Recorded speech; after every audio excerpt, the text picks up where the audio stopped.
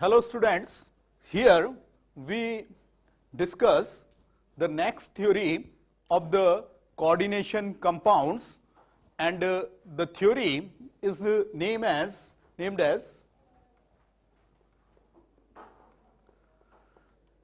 तो हम यहाँ पे कोऑर्डिनेशन कंपाउंड्स के लिए जो है वो नेक्स्ट उनकी बॉन्डिंग से रिलेटेड थ्योरी पढ़ रहे हैं।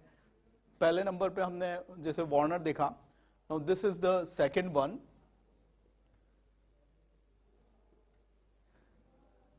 EAN theory. इसका पूरा नाम है effective atomic number theory.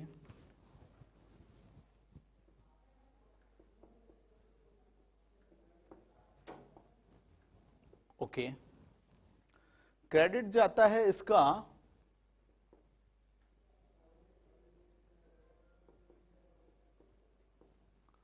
Sidgwick को।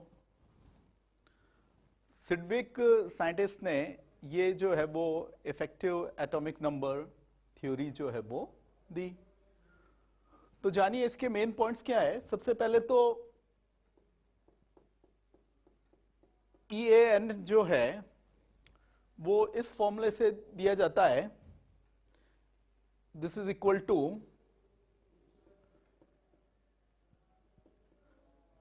Atomic number of CMA minus oxidation number of CMA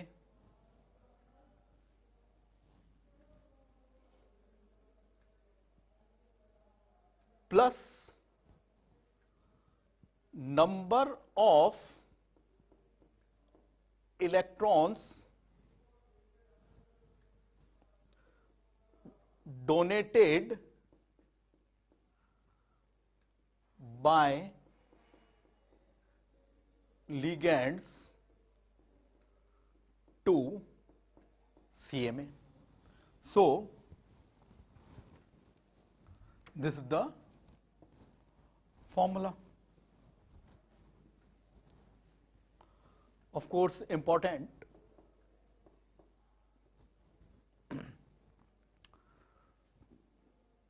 तो कैसे हम इसको ध्यान रख सकते हैं कि जैसे हम कहते हैं कि लॉस्ट एंड फाउंड,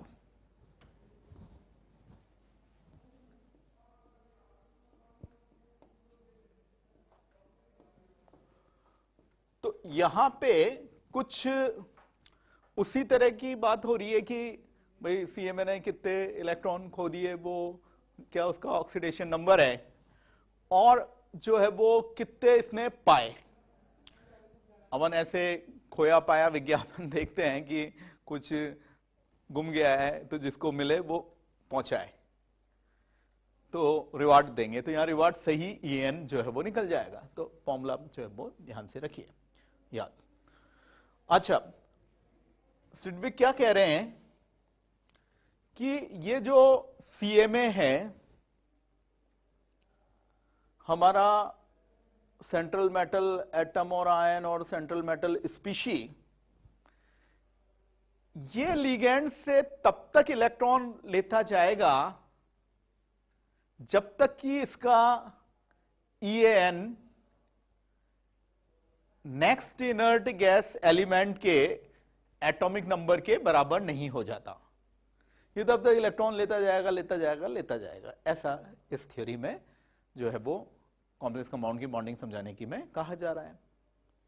अब गौर करिए कि 3D वाले क्या ट्राई करेंगे, जो है वो of course helium neon argon krypton.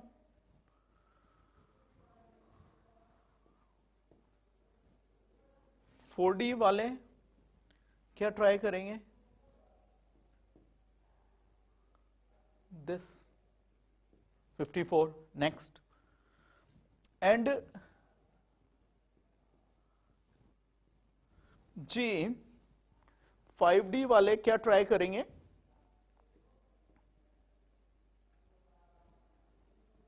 Next inert gas atomic number helium, neon, argon, तो ये krypton, xenon, radon, like this, इस तरह से। अच्छा, अगर आपको एटॉमिक नंबर थोड़ा सा देखना है, सपोज करो एक कोई भी अपन फैमिली लेते हैं, निकल फैमिली, निकल, palladium, platinum. These are the members of respectively 3D, 4D and 5D. तो यहां पे this is 28, 46, G72, 78। तो अगर गौर करो तो यहां से यहां 18 का चेंज हो रहा है और यहां से यहां 32 का। और अगर आपको डायरेक्ट यहां से और यहां का सोचना है एटॉमिक नंबर 50। वैसे एटॉमिक नंबर जो है हमें जी एडवांस में कांस्टेंट के फॉर्म में दिए जाते ही हैं, यूजफुल कांस्टेंट्स, बाकी फिर भी हमें जो है वो पूरा इसका आइडिया होना चाहिए। Now you see what is the next point is like this is not applicable। ये जो थ्योरी है ये ऐसा नहीं है कि सारे कोऑर्डिनेशन कंपाउंड्स पे ही एप्लीकेबल होगी, इसके एक्सेप्शंस भी होते हैं। और हम कहें कि जनरली जो है वो कार्बोनाइल कॉम्प्लेक्स हैं, या हम कहें कि नाइट्रोसाइल कॉम्प्लेक्सेस हैं, तो उसमें ये जो है वो इफेक्टिव है। वो जनरली EAN रूल को ओबे करते हैं, कार्बोनाइल कॉम्प्लेक्सेस और नाइट्रोसिल कॉम्प्लेक्सेस। अदरवाइज तो इसमें एक्सेप्शंस भी जो है वो होते हैं।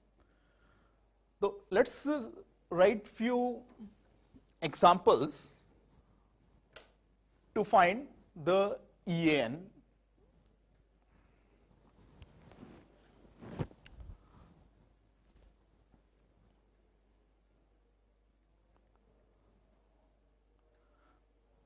तो EAN हमको इसमें जो है वो फाइंड करने हैं, और ये हमें जो है वो वेरियस कॉम्प्लेक्सेस जो है वो इस एग्जांपल में दिए हुए हैं।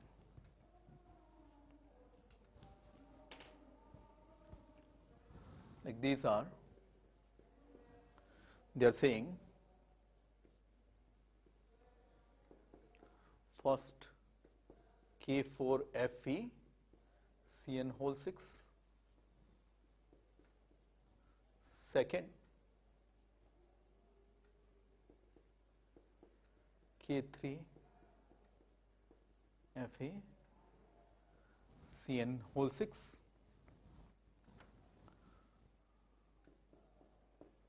the third one is PT platinum EN whole thrice +4. Fourth one is the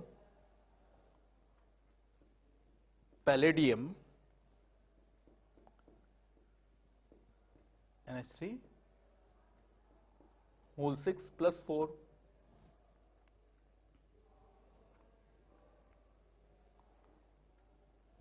Fifth, this is Fe eta 5 C5H5 whole twice.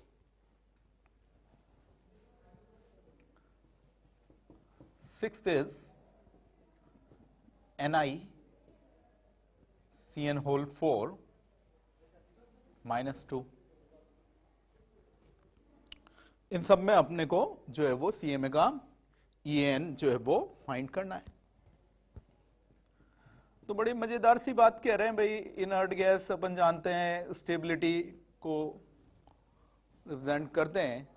शुरू में जो भी थ्योरीज डेवलप हुई केमिकल बॉन्डिंग में, ऑक्टेट लो एटसेट्रा, तो वो जो है वो ऑक्टेट उनका कंप्लीट NH2P6, तो सिंबल ऑफ स्टेबिलिटी है। तो इसी तरह से ये सिडविक ने ये यहां पे थ्योरी दिया। What is the next example? That is the FeCO whole 5, and the ninth one is CrCO whole 6. Now let's take them one by one.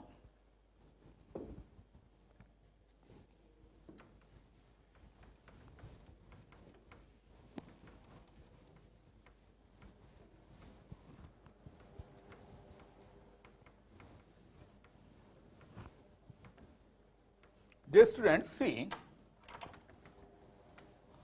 first of all, first one, we are doing this K4FeCN whole 6.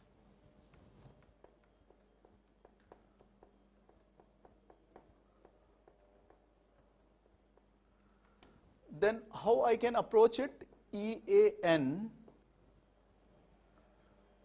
is equal to atomic number of CMA। अच्छा, इसका oxidation number X मान के निकालो, तो +2, तो 2 इसने loose किए। और देखिए एक लिगेंड तो 2 इलेक्ट्रॉन्स डोनेट करता है, तो 6 कितने कर देंगे? Like this. Then we are happy as helium, neon, argon and krypton. Now let's solve the second example.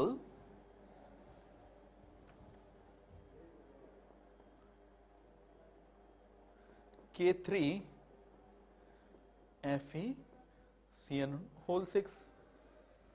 जैसा कि हम जानते हैं कि इसका कॉमन नेम तो potassium ferrocyanide, and this the potassium ferricyanide.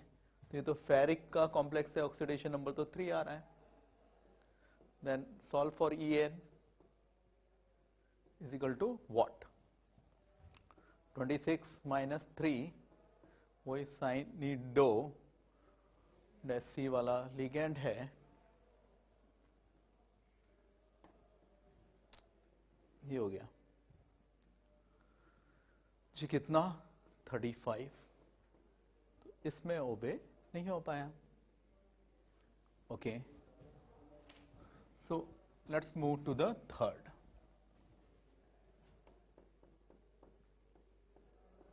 PT EN whole thrice +4.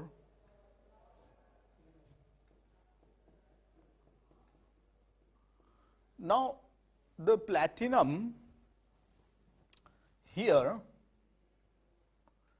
is as we have seen 78, and here it is oxidation number 4, and you see it is a bidentate ligand। जी ये एक bidentate ligand है। तो एक ही ligand 4 electron की donation कर रहा है, तो 4 3s are 12। ओके,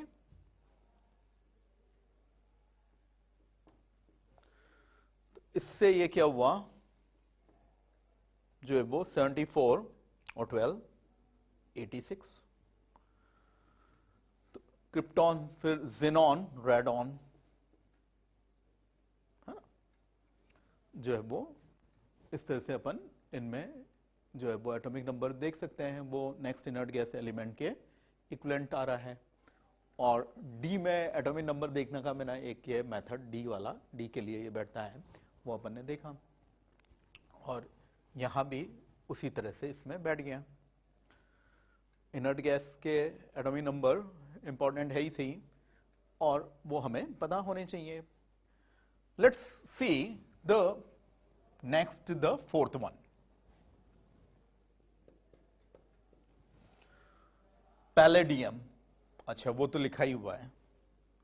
कॉम्प्लेक्स क्या है? PdNH3 whole 6 and it is, they are saying, +4.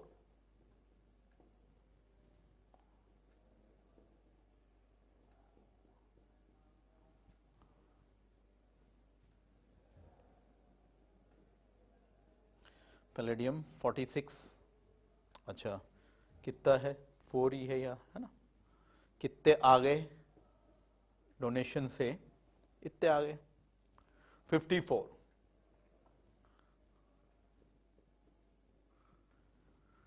तो जिनॉन पे आ गए, है ना? तो इस पे हमारा ये बड़ा आराम से जो है वो बैठ गया. तो इस तरह से हमें ये वेरियस एग्जांपल्स करते जाना है. Now comes something more interesting. That is the fifth one. जी, फिफ्थ एग्जाम्पल में एक बात याद रखिए कि हमने ये प्रीवियस लेक्चर में कॉम्प्लेक्सेस इस तरह के पढ़े थे. ईटा एक्स,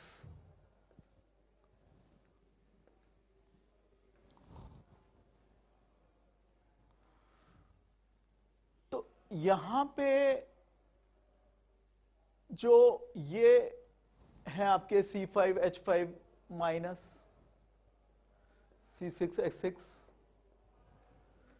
ये 6 इलेक्ट्रॉन डोनर है. और NO नाइट्रोसिल का केस भी याद रखिए. That is the, like you see, 3 electron donor. Okay, so what we are doing here is this, like they are saying in the fifth, find the En C5H5 multiplies. तो जी करते हैं EAN. अब देखो ये तो 26 है एटॉमिक नंबर, तो यहां पे ये +2 है, तो ये 2 का हुआ. गौर करिए कि ये 2 है, लेकिन एक C5H5 माइनस ही मेरा 6 इलेक्ट्रॉन डोनर है, जो कि मैंने ऊपर लिखा. तो यहां मैं 6 इसको कर देता हूं, तो जी ये क्या आ गया मेरा 36. और EN वाला रूल जो है, EN का जो रूल है कि नेक्स्ट इनर्ट गैस एलिमेंट के एटॉमिक नंबर के बराबर जो है अपने CMA का EN आना चाहिए. तो वो EN रूल फॉलो हो गया, जो है वो इस तरह से. Now move to the sixth, that is Ni.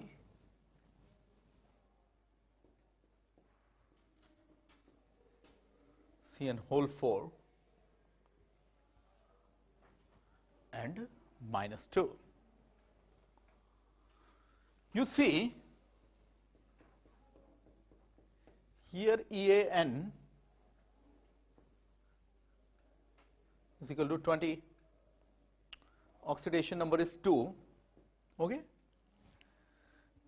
and साइनिडो 2 electron donate करता है 26. तो क्या हुआ देखें केयरफुली. 26 तो यहां हो गया जी, ठीक है, और 8 और हैं. तो ये कहां अटक गया? पहुंचा क्या? नहीं पहुंच पाया, जो है वो क्रिप्टॉन तक. 28 -2 और 8, तो ये 26 और ये 34. तो इनमें ओबे नहीं हुआ, इसमें या इसमें ओबे नहीं हुआ. इस तरह से अपन देख रहे हैं. अच्छा, चर्चा मेटल कार्बोनाइल की हो रही है. अब मेटल कार्बोनाइल में तो ये इन जनरल ओबे होता ही है, तो ये भी एक इंटरेस्टिंग एग्जांपल होंगे इसमें EN जो है वो देखने के।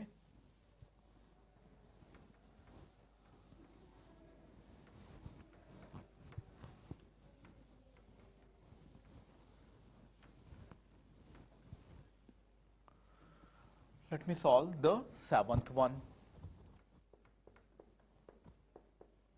NiCO whole 4.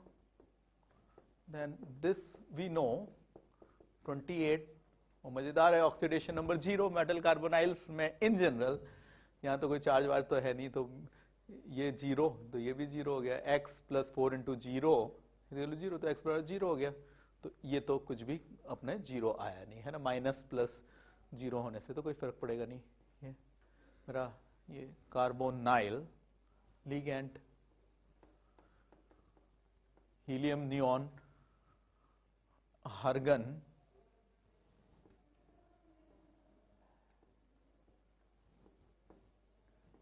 एंड क्रिप्टॉन, तो बैठ गया।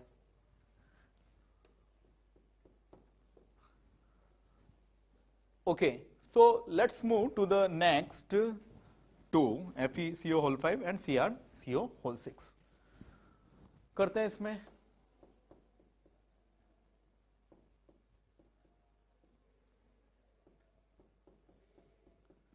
En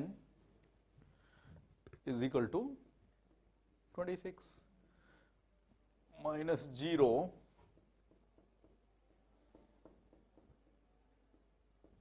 हो गया, EN रूल ओबे।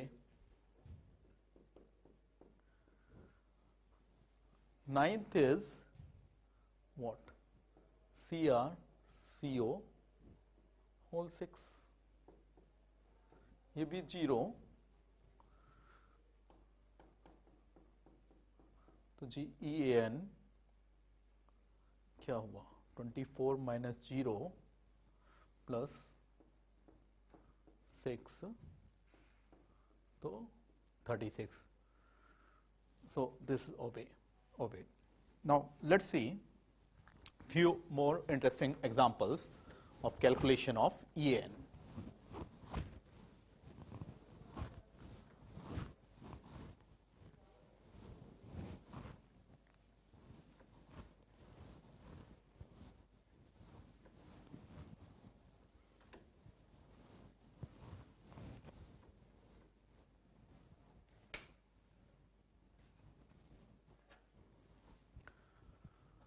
What this example says is like this. The next examples, what they are saying,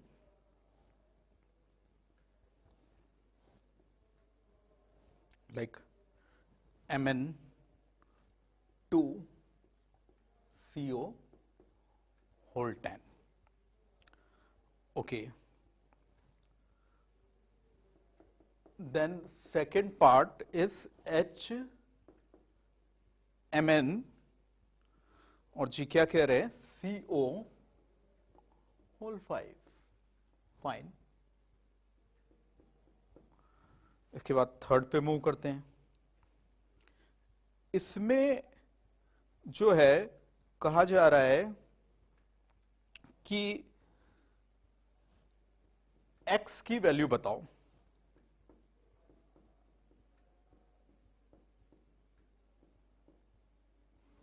HX FeCO whole 4 में। What is the next example कि VCO मेरे को एक दिया है whole 6 and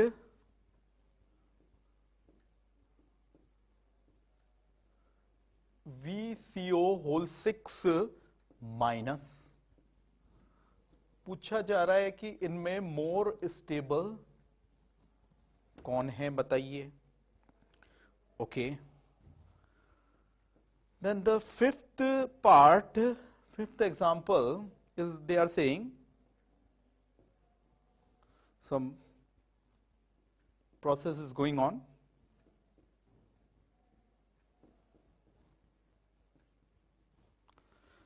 And this is the new species. तो जैसे इसमें था कि x फाइंड करना है सिंगल डिजिट इंटीजर, इसमें भी x फाइंड करना है हमें सिंगल डिजिट इंटीजर. तो एक बार देख लीजिए क्या है, पहले ये है और फिर ये वाले में है, इसमें x आपको फाइंड करना है, फिर में स्टेबिलिटी प्रिडिक्ट करनी है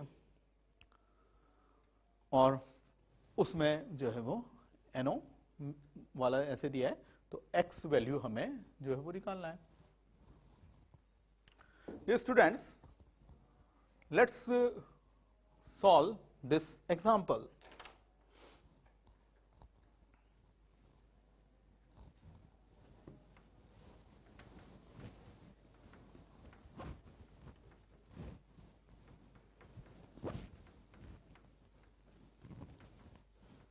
Let's take them one by one.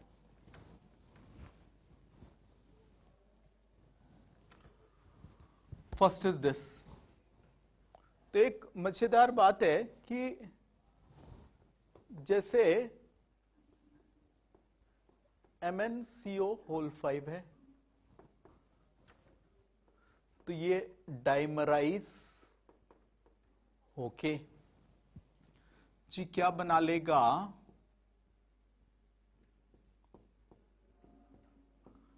ऐसे ये बना लेगा, है ना. उसका रीजन भी समझते हैं. या फिर ये जो है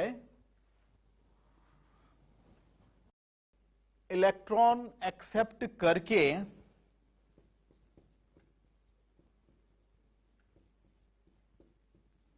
ये बनाने की टेंडेंसी होती है.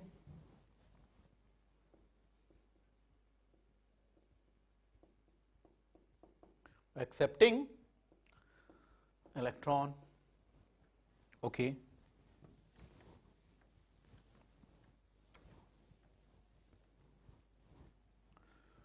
तो ऐसा क्यों हुआ, इसमें अगर मैं En देखूं 25 माइनस 0 प्लस 5 2 35 रह गया. तो स्टेबिलिटी गेन करने के लिए ये मेटल कार्बोनाइल इन जनरल जो है वो ऑब्जे करते ही En, तो ये जो है वो डाइमराइज हो रहा है. तो हम डाइमर का अगर इसमें देखें फॉर्म, तो what it look like is this situation.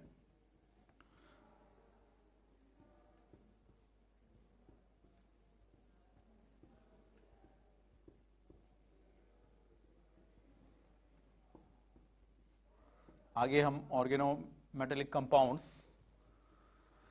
Metal carbonyls को और डिटेल में स्टडी करने वाले हैं.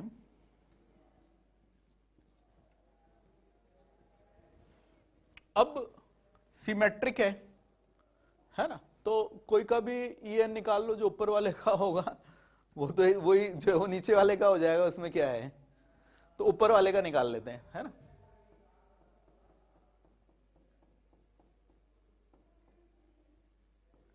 -0 प्लस 5, इसके हिस्से में आया 5CO, 5 इसके हिस्से में, क्योंकि सिमेट्रिक है. लेकिन ये बॉन्ड भी तो है, 2 इलेक्ट्रॉन्स है सिंगल लाइन का, मतलब तो एवरेज कर लो, एवरेज कर लेते हैं 2/2. अब जोड़ते हैं जी. हैप्पी it is that of krypton 36 आ रहा है on totaling like this. और इसमें जो है वो Mn का ऑक्सीडेशन नंबर मेरा क्या हो गया, -1. तो इसमें इस तरह से है जो है वो अपन देखते हैं कि रिडक्टेंट इलेक्ट्रॉन डोनर होते हैं, ऑक्सीडेंट इलेक्ट्रॉन एक्सेप्टर होते हैं. तो वो ऑक्सीडेंट वाली प्रॉपर्टी शो ही ऑक्सीडेंट की तरह, और जिसका रिडक्शन हो गया, ऑक्सीडेशन नंबर नीचे चला गया, और इस तरह से ये हमारे आ गया। तो ये भी एक स्पेशल बात है कि भाई अपन तो मेटल को ज्यादातर ऑक्सीडेशन नंबर पॉजिटिव में ही देखते हैं, जो भी केमिस्ट्री आप जानते हैं उसमें। लेकिन ये मेटल कार्बोनाइल बड़े अच्छे एग्जाम्पल होते हैं कि जैसे जीरो ऑक्सीडेशन नंबर भी इन जनरल मेटल पॉजिटिव में है, और नेगेटिव भी यहां जो है वो हो रहा है, जो है वो ये एक तरह से क्या हो रहा है, -1। तो अगर मैं इसको इधर से सोचूं यहां से, तो मैं इसको कैसे सोच सकता हूं, -1 प्लस जो है 5 2 जम है ना, तो एक इलेक्ट्रॉन और आ गया, तो टोटल जो है वो 11 इलेक्ट्रॉन्स इसको जो है वो यहां पे टोटल इस तरह से 10 तो इनके डोनेशन से आ गए, और एक ऑक्सीडेशन नंबर का ये प्लस होके, और ये भी मेरा इसमें कहां चला गया, HMnCO होल 5 में ऐसे ही चला गया 36 पे। Okay dear students, let's move to the next which is this. तो हम तो ये जानते कि जैसे FeCO होल 4 और ये है, तो यहां पे इस थर्ड एग्जांपल में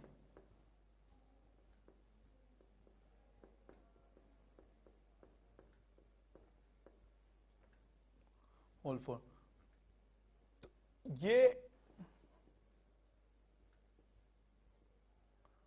चार्ज जो है अभी तो 34 पे आके यहां पे ये रुका हुआ है 26 और 8, तो 2 और आ जाए इस पे, है ना, 2 और आ जाए। तो अगर मैं इसको ऐसे लिखता हूं,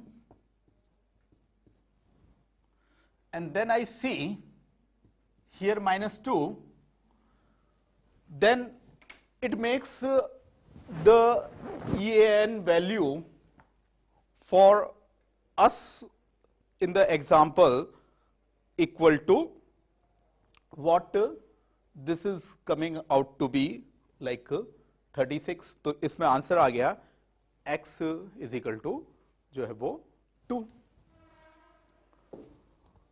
let's continue।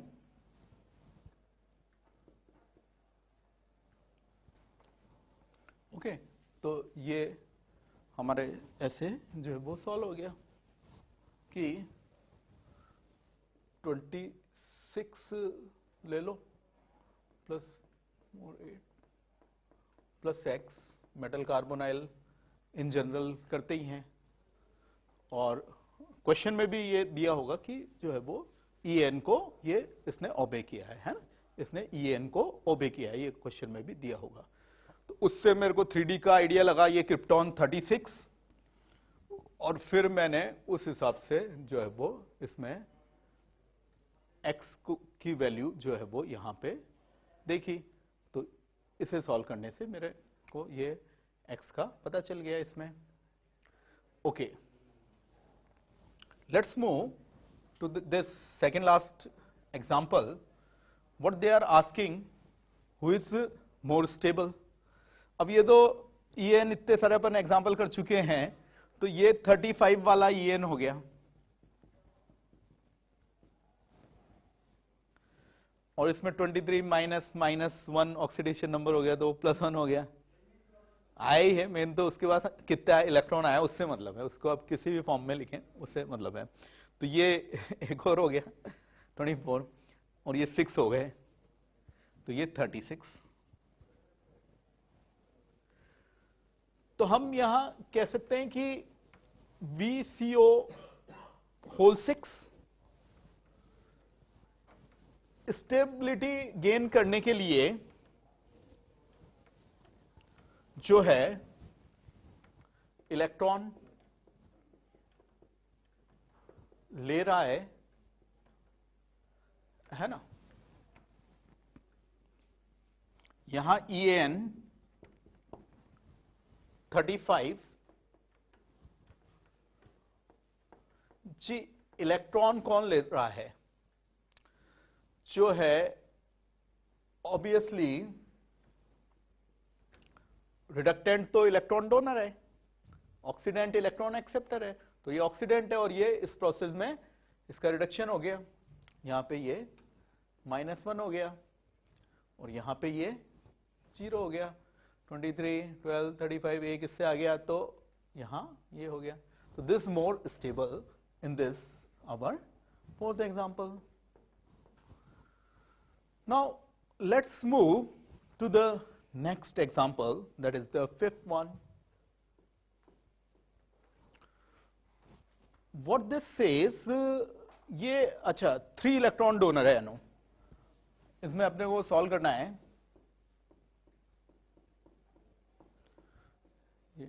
Non ionic complex और NO के बारे में अभी हमने क्या नॉलेज गेन करी है कि दिस इज द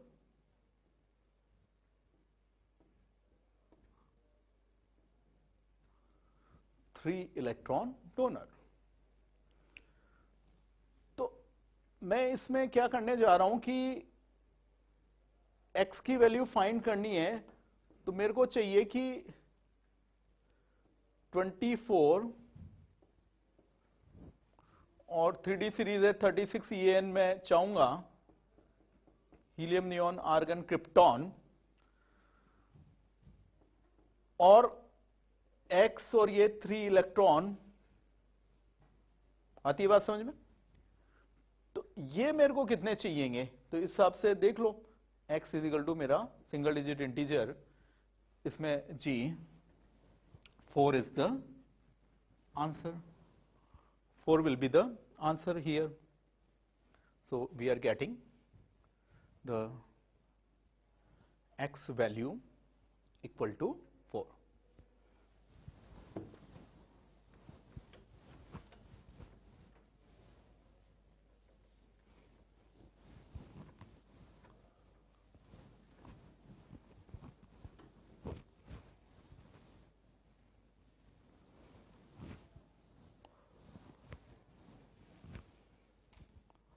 हम यहां चैप्टर की इस स्टेज पे जो कॉम्प्लेक्स कंपाउंड्स है, कोऑर्डिनेशन कंपाउंड्स है, इनसे रिलेटेड 2 बॉन्डिंग थ्योरीज को फिनिश कर चुके हैं. First one is the Warner theory and second one is the this EN rule, EN theory है, और देखा किस पे अप्लाई हो रहा है, किस पे नहीं हो रहा है. तो ये मतलब एक तरह से जो डेवलपमेंट हुआ कॉम्प्लेक्स कंपाउंड में, उस तरह से ये हम देखते जा रहे हैं. तो उसमें एक इंपॉर्टेंट डेवलपमेंट है the third one,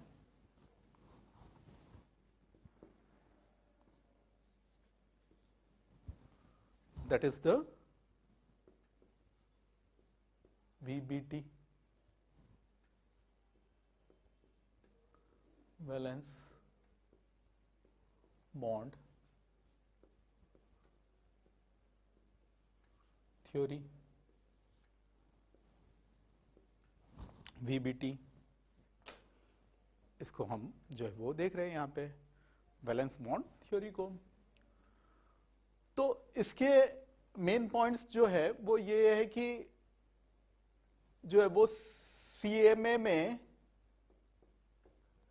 central metal species में, vacant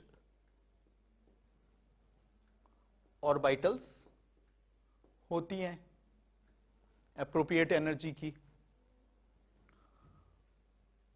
they intermix to form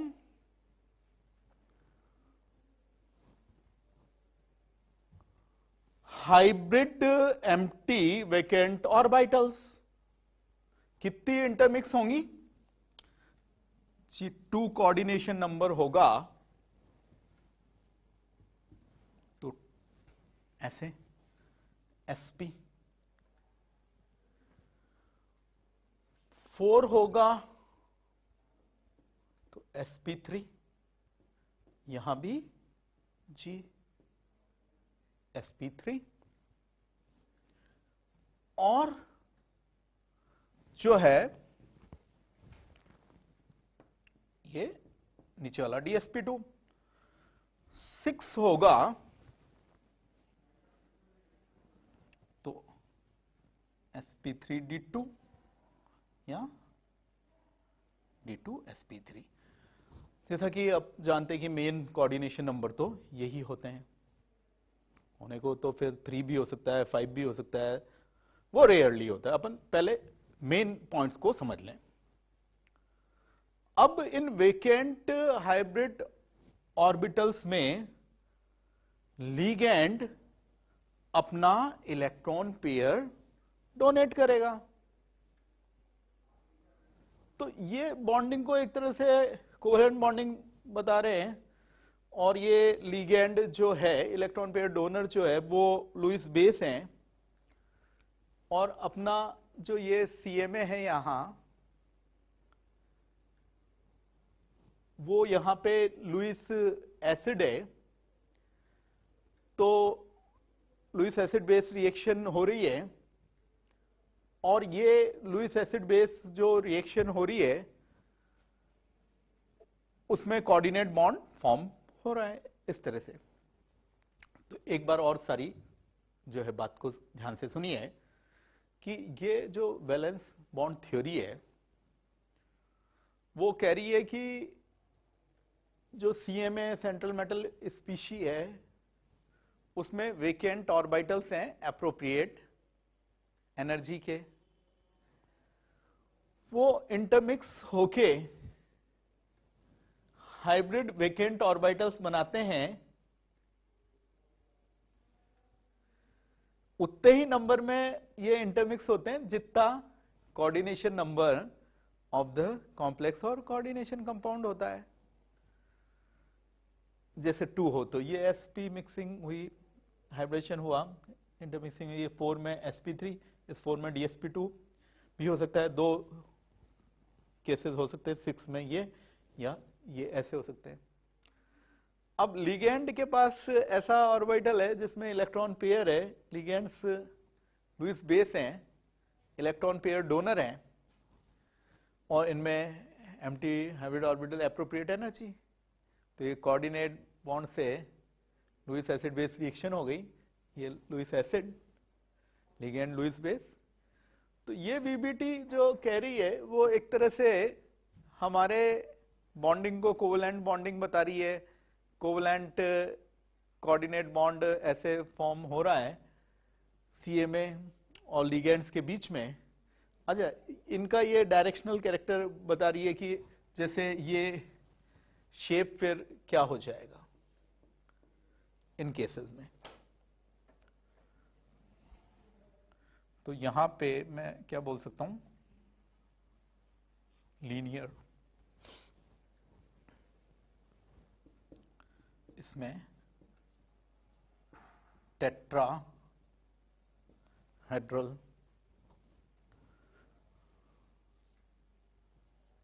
या स्क्वायर प्लेनर, यहां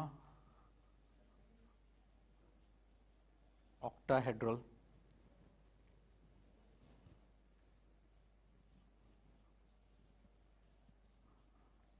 और G इसमें भी ये ऑक्टाहेड्रल, इस तरह से इसमें बोला।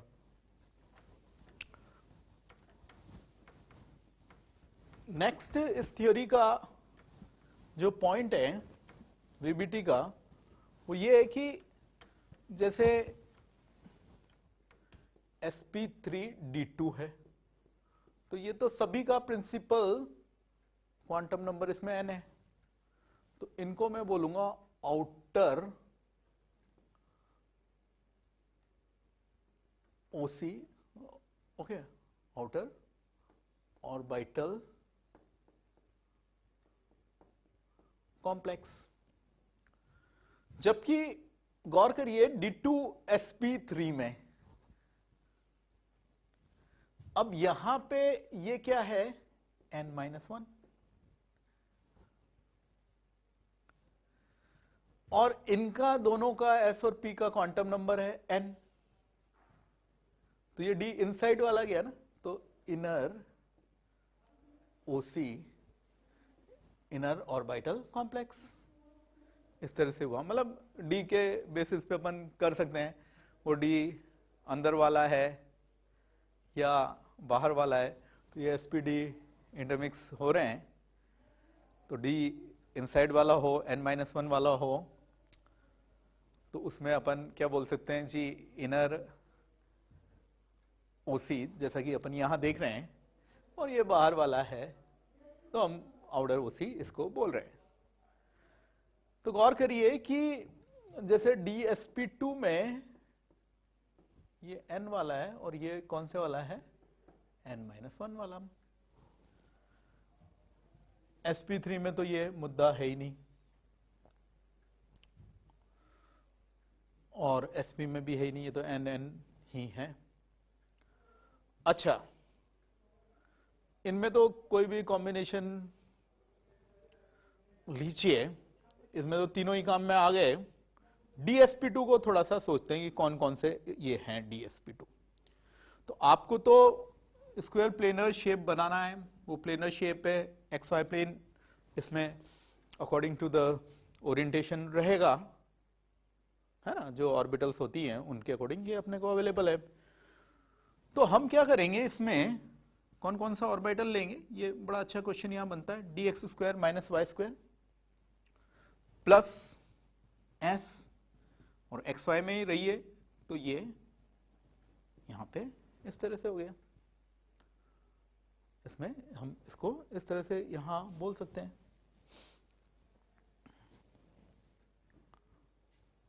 Now I take the next, उसमें भी ऐसे ही मेरे को ऑर्बिटल्स बताने हैं। sp3 d2 में, तो ये जो शेप है जी, ये क्या है, ऑक्टाहेड्रल, उसको मैं क्या बोल सकता हूं, स्क्वायर बाय पिरामिडल। तो ये तो एक स्क्वायर हो गया XY प्लेन में, ये मेरा यहां पे CMA हो गया, कोऑर्डिनेट बॉन्ड आ रहे हैं इधर, है ना, ऐसे स्क्वायर, और बाय पिरामिडल, एक पॉइंट ऊपर एक नीचे, जैसे ये एक स्क्वायर बाय पिरामिडल, एक पॉइंट ऊपर, एक लिगेंड यहां नीचे की ओर। तो इनको अपन ने 1 2 3 4 5 6 ऐसे बताया। तो दोनों मिला के तो जो है वो ऐसे हो गया, ये कोऑर्डिनेट बॉन्ड है ना, यहां 1 2 3 4 पॉइंट पे ये लिगेंड से, 5th point above, 6th below. तो हम क्या कर रहे हैं, जैसे स्क्वायर बनाया अभी, पहले तो वो बना ले, s plus px xy plane में ये, और क्या ले, इसमें ये एक्शियल वाली d orbital dx square minus जो है वो Y square, dx square minus Y square, ऐसे ले लिया। अब आपको मूव किस में करना है, इसके बाद z में, है ना, ये तो xy में हो गया और ये z में है, इसके परपेंडिकुलर प्लेन हो गया, like this square, 1 point above plus z, 1 point below minus z। तो इसके लिए मैं क्या करने वाला हूं, जो है वो pz ले लेता हूं, है ना, और dz स्क्वायर, जो आपकी एटॉमिक स्ट्रक्चर की या क्वांटम मैकेनिकल मॉडल है उसकी नॉलेज से, एक्शियल वाली तो ये होती है dz स्क्वायर। तो अब 5th और 6th कौन सी हुई, यहां पे ची हो गई pz प्लस dz स्क्वायर। तो ऐसे क्वेश्चन आएगा कि जो ये 2d ऑर्बिटल्स हैं, अब MCQ में आ गया, SCQ में आ गया, कौन कौन सी होंगी, dxy बी ऑप्शन मेरा हो गया कि D X square minus Y square, C में दे दिया मेरे को डी जेड स्क्वायर, और डी में कोई भी ऑप्शन बना दिया, इन 5 जो डी ऑर्बिटल्स हैं वो डी जेड एक्स। तो देख लीजिए मेरे को क्या सेलेक्ट करना चाहिए इस केस में, मोर देन वन का रेट में, ये बी एंड सी। एक बार सुनिए, D X square minus Y square तो कहां पे काम में आया, ये स्क्वायर बनाने में, जो कि हमने यहां भी देखा उस तरह से उस इंटरमिक्सिंग में। अब स्क्वायर बाय पिरामिडल और ऑक्टाहेड्रल, 1 पॉइंट अबव 1 बिलो, तो वो जेड एक्सिस हो गई, तो उसमें जेड वाले हमने ले लिए। तो जी मैंने क्या ले लिया, एक तो इसमें जो है वो ये वाला पीछेट ले लिया है, एक डीजेड स्क्वायर। तो इस हिसाब से इस क्वेश्चन में जो है वो ये मेरे बी एंड सी आंसर हो गए कि sp3d2 में यूज्ड 2 डी ऑर्बिटल्स कौन से हैं, और d2 sp3 में भी वही है। बस ये है कि ये n-1 वाले ये 2 डी होंगे, और इसमें आउटर वाले ऑर्बिटल वाले ऐसे जो है वो ये 2 हैं। कौन से वाले हैं जी, आउटर वाले हैं। कौन से वाले, इनमें ये हो जाएंगे nth quantum number, n principal quantum number, इसमें n-1। Okay, so let's move to the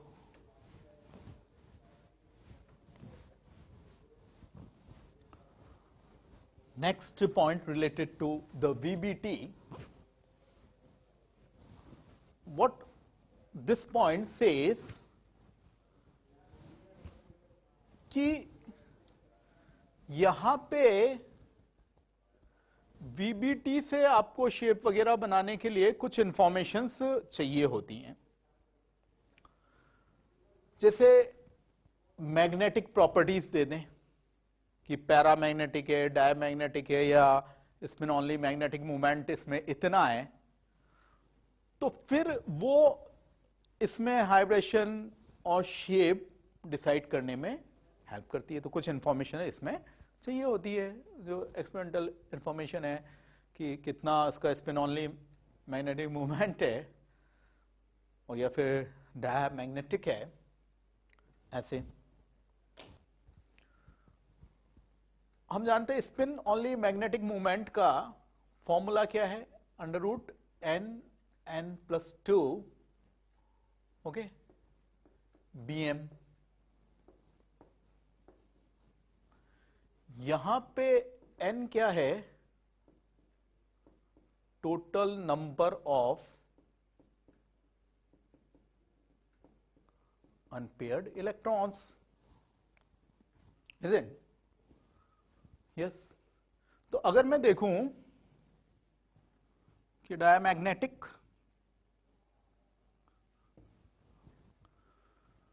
और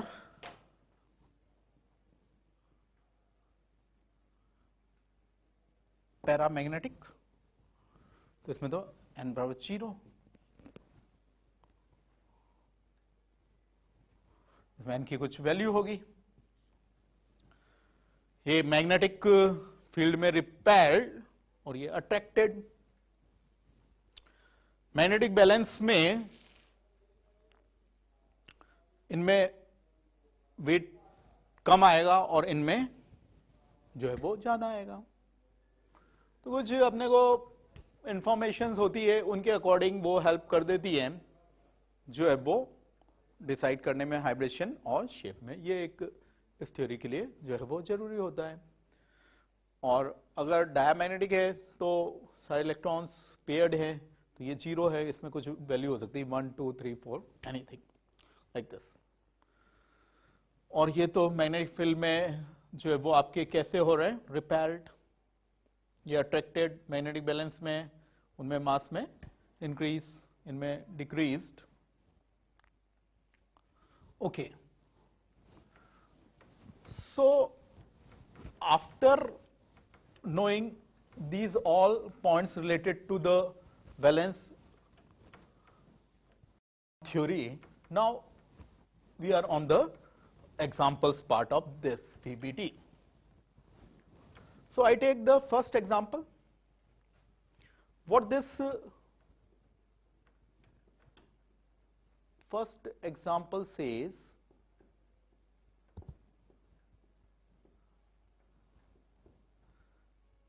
कि इसमें हाइब्रिडाइजेशन बताओ,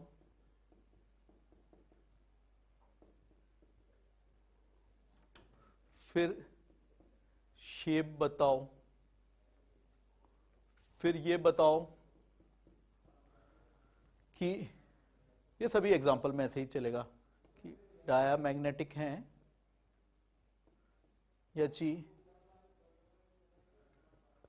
पैरामैग्नेटिक है। और अगर पैरामैग्नेटिक है तो total number of unpaired electron निकालो और ये फॉर्मूला लगा के और स्पिन ओनली मैग्नेटिक मूवमेंट निकालो। Okay, so let's solve it. जी what is the first step? First step तो जो सेंट्रल मेटल स्पीशी है उसका इलेक्ट्रॉनिक कॉन्फ़िगरेशन। तो कॉपर 29, 18 जोड़ा 47,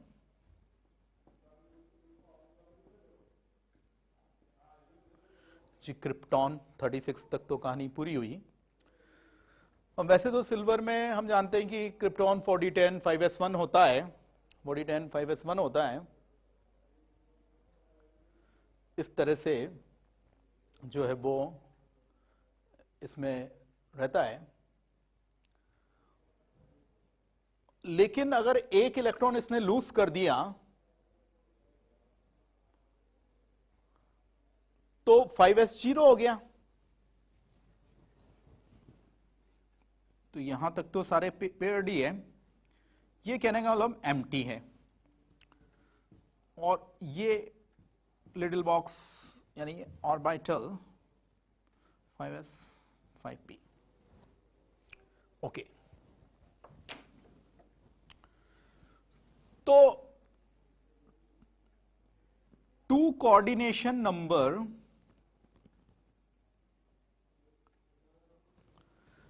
देख के हमें बहुत चीजें तो पहले ही पता होती है, इसमें तो कोई दो राय नहीं है कि sp आएगा, ये लीनियर आएगा।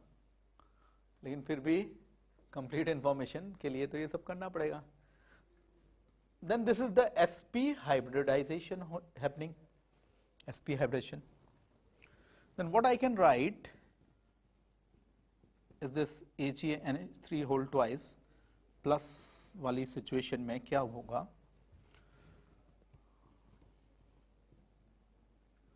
टॉन 4010 और जी ये दो sp वाले आ गए। है ना? अब इनमें इलेक्ट्रॉन पेयर आए लिगेंड से, like this, like this. Who is the ligand? NH3। NH3 ने दिया, NH3 ने ये दिए और ये अपने sp-sp हाइब्रिड दो जो है वो जैसा कि यहां लिखा हुआ है ये है। दो प्योर मिक्स हुए तो दो ही हाइब्रिड बनेंगे नंबर में। अब गौर करते हैं कि यहां तक सारे इलेक्ट्रॉन जी पेयर्ड है, ये भी पेयर्ड और ये भी पेयर्ड। तो आंसर मेरा क्या हो गया? ये डाया मैग्नेटिक है। क्या इसमें मेरा फाइनल आंसर रहा? ये जो है वो इसमें हमारे ये डायामैग्नेटिक इस तरह से जो है वो हो गया। Okay, let's see the next example. What this next example says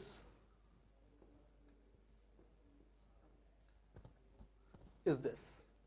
तो मेनली अपन 2, 4, 6 कोऑर्डिनेशन नंबर वाले एग्जांपल लेंगे, है ना? तो हम इसमें जो एग्जांपल ले लेते हैं लाइक 2 के बाद एक, चलिए ये 4 वाला ले लेते हैं।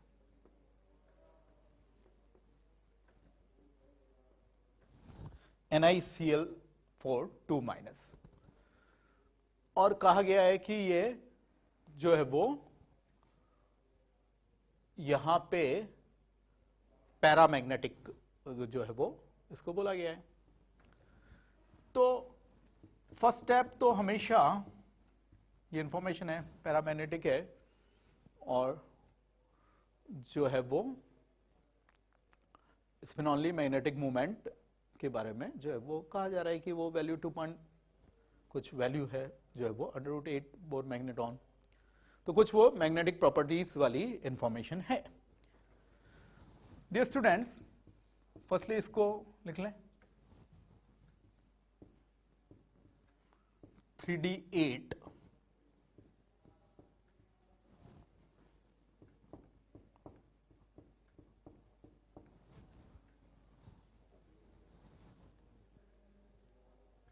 ऐसे। अब यहां पे 4s तो 0 है जी, 4p भी 0 है ना। ये भी ध्यान रखना है कि मतलब इलेक्ट्रॉन जो निकाल रहे हैं निकल आर्गन 3d8 4s2 में प्रिंसिपल क्वांटम नंबर की हाईएस्ट वैल्यू से निकाल रहे हैं। तो ये मेरा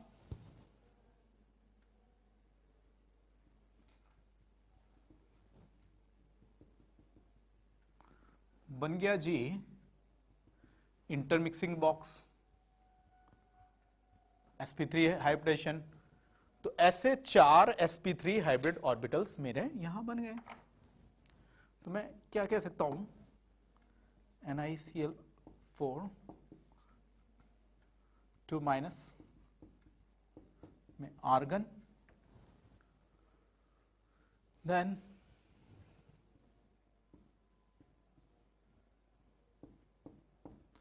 the 3d8 fine, and these are my 4 sp3 hybrid orbitals।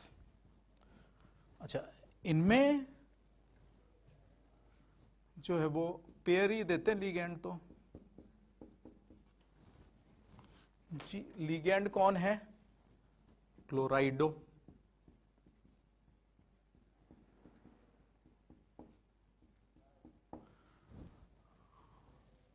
sp3 है, शेप हमारा है टेट्राहेड्रल,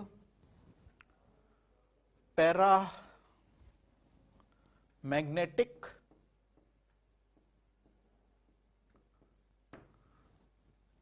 और जी स्पिन ओनली मैग्नेटिक मूवमेंट इसमें जो आएगा वो इसमें भरने हैं बस वैल्यूज। तो 2 भर देते, तो √8 ऐसे हो गया। अच्छा, इस पॉइंट पे एक इंफॉर्मेशन और इंपॉर्टेंट है कि थोड़ा सा एग्जाम में जैसे आता है, कभी मैग्नेटिक बिहेवियर के बारे में इंफॉर्मेशन भी आती है, कभी डायरेक्ट ही आता है। एग्जाम में जब क्वेश्चन आता है तो हम वीबीटी और जो है वो सीएफटी दोनों ही जानते हैं, तो उस हिसाब से वीबीटी से भी हम सॉल्व कर लेते हैं और सीएफटी से भी हम सॉल्व कर पाते हैं। तो एक अभी हम जैसे लिगेंड्स की फील्ड स्ट्रेंथ के बारे में तो नहीं जानते, लेकिन इतना सा अगर अपन ध्यान रख लें कि सी और N donor atom in general SFL है, स्ट्रॉन्ग फील्ड लिगेंड, और ओ और हेलोजन डोनर एटम्स हैं तो वो WFL है। तो हमारा इनमें काम बहुत अच्छे से और होगा। जैसे ये साइनिडो है, C donor atom, amine NH3, N donor atom, तो ये स्ट्रॉन्ग फील्ड लिगेंड्स, H2O, तो वीक फील्ड लिगेंड, ओ दोनों एटम हो गए इसमें क्लोराइड हो या इन जनरल हैलाइड हो, ऐसे हो गए। तो इस अपनी टेक्निक को यहां, जबकि अभी हम CFT को नहीं जानते हैं, थोड़ा सा अगर इसमें यूज करेंगे तो जो है वो और एक दूसरे एंगल से भी हम सोच पाएंगे। यहां पे ये देखिए कि ये जो है वो आगे आने वाले अपन एग्जांपल में देखेंगे कि कोई CMA में इलेक्ट्रॉनिक कॉन्फ़िगरेशन में चेंज नहीं करते, पेयरिंग नहीं करवाते, जैसे क्लोराइडो है। तो इन जनरल इनमें तो जो CMA की मैग्नेटिक प्रॉपर्टी है वही कॉम्प्लेक्स की आ गई, तो क्यों यहां तो कोई रीअरेंजमेंट हुआ ही नहीं, और आगे तो लिगेंड पेयर में ही देने वाले हैं। तो इनमें इन जनरल WFL में तो ऐसे जो CMA की मैग्नेटिक प्रॉपर्टीज हैं इन जनरल वही मेरे कॉम्प्लेक्स की आ गई, क्योंकि कोई चेंज हुआ ही नहीं, और यहां तो पेयर ही देंगे लिगेंड, तो जितने यहां अनपेयर थे वही रह गए इन द एंड। इनमें क्या होता है, इफ पॉसिबल तो वो पेयरिंग हो जाती है, तो वो हम आने वाले एग्जांपल्स में और देखेंगे। टेक्निक भी बड़ा आसान है याद रखना, तो पीरियड टेबल ही तो हो गया 6, 7, 8, ठीक है, फ्लोरीन नहीं होके यहाँ पे 9 हो गया।